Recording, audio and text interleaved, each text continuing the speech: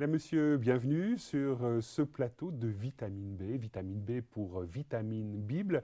Aujourd'hui, nous recevons Henri Blocher pour parler de la Trinité. Henri Blocher, bonjour. Bonjour. Alors, on a eu l'occasion, au travers de deux émissions, d'évoquer la Trinité, en tout cas quelques traces dans l'Ancien Testament. On a eu l'occasion d'en parler en lien avec le Nouveau Testament. Et aujourd'hui, on va évoquer cette question centrale au cœur de la foi chrétienne, en lien avec un peu l'histoire de l'Église, parce que finalement, s'il fallait être un peu provocateur, la Trinité n'est pas directement une doctrine biblique? Alors si, j'affirmerai très résolument qu'elle est biblique. Elle est biblique dans sa substance. Ce qui n'est pas biblique, c'est simplement le mot. Le mot Trinité n'a été employé que plus tard. Est-ce que vous savez quand, pour la première fois, il a été appliqué à la vision chrétienne de Dieu? Alors,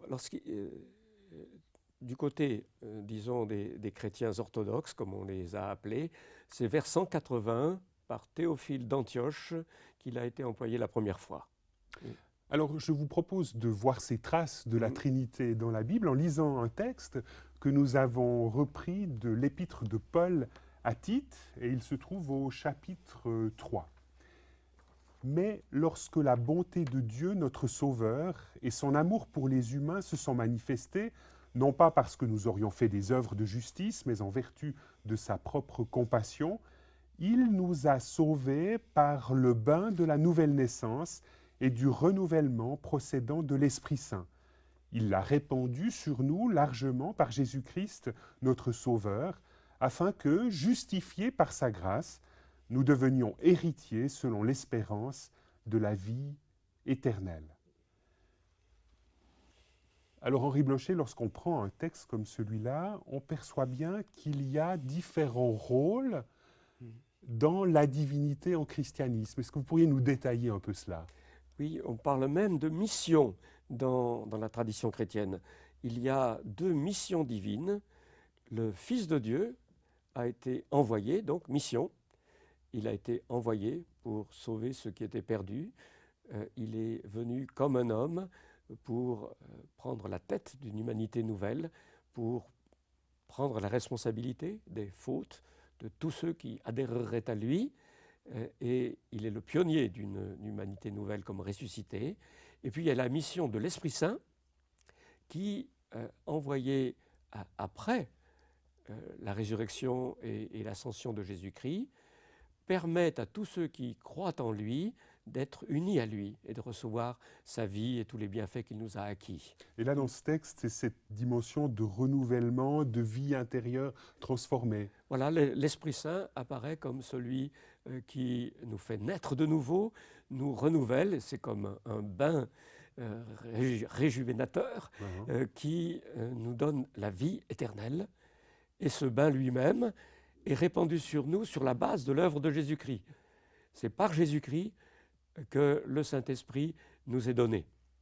À cause de l'œuvre de Jésus-Christ que le Saint-Esprit est venu, et c'est donc intimement en lien avec la foi en Jésus-Christ, l'adhésion à lui que le Saint-Esprit est donné.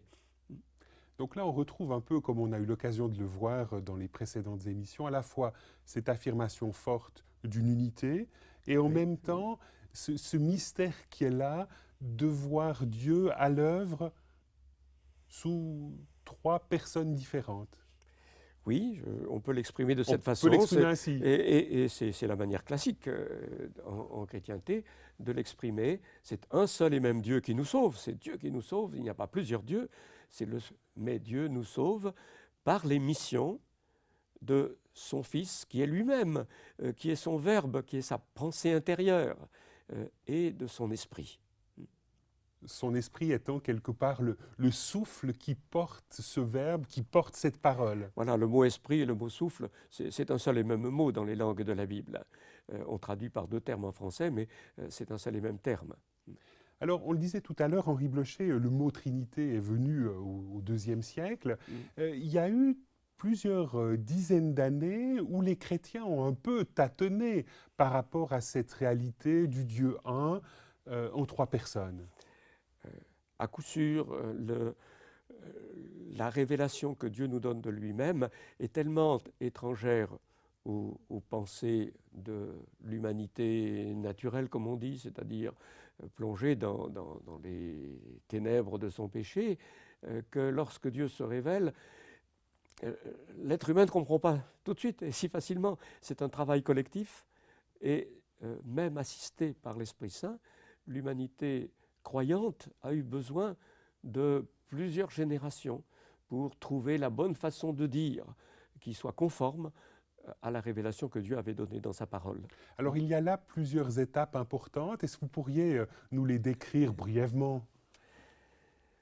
Je pense qu'on peut dire que la première et principale étape a été de reconnaître que la divinité de Jésus-Christ n'est pas une divinité au rabais, n'est pas une divinité de Dieu avec une minuscule, que c'est la divinité de Dieu même, que Jésus-Christ est absolument un avec son Père comme le Dieu unique. Et là, il y a une confession de foi plus ou moins célèbre qu'on appelle le symbole de Nicée, c'est ça? Voilà, voilà. Ça représente le terme de cette lente élaboration et de ce tâtonnement que nous avons évoqué. Un grand synode ou concile s'est réuni en 325. Ça a été rendu possible d'ailleurs par la conversion de l'empereur Constantin. Auparavant, il n'était pas possible, avec la persécution, pour des chrétiens, des représentants de toutes les églises, de tout l'Empire romain, de se réunir. Mais l'empereur s'étant converti, il a été possible de réunir des représentants, des pasteurs ou évêques de l'ensemble du monde connu pratiquement. Donc là, on assiste à une affirmation très forte de la divinité de Jésus, Oui. mais on n'est pas encore dans une élaboration de la Trinité. Alors elle est déjà implicite, mais il est déjà... vrai que la situation du Saint-Esprit n'avait pas été examinée de manière aussi précise et que cela a fait l'objet donc de controverses et de tâtonnements ultérieurs, de telle sorte qu'on est arrivé là quand même assez peu de temps ensuite, assez peu de temps après, avec à une confession de foi aussi. Une confession de foi de Constantinople, Nicée-Constantinople, qui a permis d'affirmer la Trinité de manière parfaitement nette. Alors il y a un symbole qui est rattaché au nom d'Athanase, mais qui ne vient pas d'Athanase en réalité, Saint Athanase, qui a été un très grand combattant de la foi trinitaire au IVe siècle. Il y a un symbole qui est mis sous son nom, mais qui est sans doute un peu ultérieur dans sa rédaction, qui affirme cette Trinité de manière très très nette. Certains polémistes disent que la Trinité est le fruit des amours entre le christianisme et la philosophie grecque. Comment est-ce que vous réagissez à cela, Henri Blocher? Alors j'ai envie de réagir en disant d'abord, évidemment, il y a des amours plus ou moins conflictuels. On parle de lutte amoureuse assez souvent. Alors si on introduit le terme de conflit dans l'affaire, peut-être peut-on accepter la formulation que vous venez de citer. Mais il faut d'abord dire que c'est de manière conflictuelle, en forçant sa voix dans la mentalité grecque, malgré les préférences de cette mentalité grecque, que le donné biblique, le donné de la révélation, a abouti à la formulation trinitaire. Donc finalement, pour bien vous comprendre là, la philosophie grecque voulait éradiquer cette dimension trinitaire. Elle voulait maintenir et souligner l'unicité de Dieu. Exactement. La pensée grecque a été, pour ses courants principaux, parce qu'il y a une grande diversité, a été ce qu'on appelle en langage technique moniste, unitaire, et dans le sens d'une confusion entre Dieu et la profondeur du monde, l'âme du monde. C'est cela qui a été la note dominante, et la foi biblique a dû s'opposer à cette tendance, puisque c'était des Grecs, et des Grecs cultivés, qui étaient venus à la foi chrétienne. Il leur fallait bien exprimer leur foi dans la langue grecque et la langue philosophique grecque. Mais ils ont été obligés de la reforger et d'aller contre les préférences de la pensée grecque pour bien sauvegarder la distinction première et dernière qu'il y a en Dieu, le Dieu unique. Alors, on se rend compte qu'il a fallu du temps à cette perspective trinitaire de se développer. Aujourd'hui, lorsqu'on regarde les différents monothéismes, Henri Blocher, on se rend compte que rien n'est acquis. Cette perspective de diversité, de pluralité en Dieu est toujours extraordinairement contestée. Certes, je pense qu'on doit dire que toute génération doit en un sens se réapproprier le travail d'élaboration et que personne ne peut dire je crois simplement parce que d'autres ont examiné les données.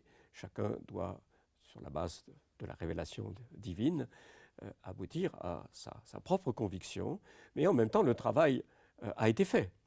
Et se réapproprier le fruit de ce travail ne signifie pas refaire tout le travail comme s'il ne l'avait pas été fait précédemment. Donc aujourd'hui, il nous faut nous réapproprier la foi trinitaire chacun pour son compte et devant Dieu. Et vous-même, personnellement, vous qui avez passablement médité sur cette réalité-là, sur ce mystère lumineux, comme vous dites, qu'est-ce que ça vous apporte personnellement, cette réflexion autour de la Trinité ? Je pense que la note dominante est celle de la reconnaissance pour l'harmonie que génère la connaissance de la Trinité.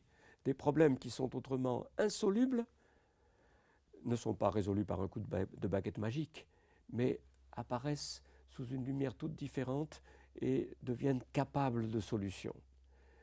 Le problème de l'un et du multiple qui a ravagé la pensée humaine depuis les origines, il se trouve résolu en principe dans cette affirmation que l'unité et la pluralité sont fondées de manière première et ultime en Dieu lui-même. De telle sorte qu'il n'est pas nécessaire de dire la pluralité est une illusion, un simple jeu de surface. Au bout du compte, il n'y a qu'unité, ce qui est impensable. Et de même, il n'est pas nécessaire de renoncer à l'unité pour sauvegarder la pluralité et la distinction, ce qui devient aussi impensable. Henri Blocher, merci beaucoup de nous avoir emmenés sur ce chemin d'approfondissement de ce mystère lumineux qu'est la Trinité.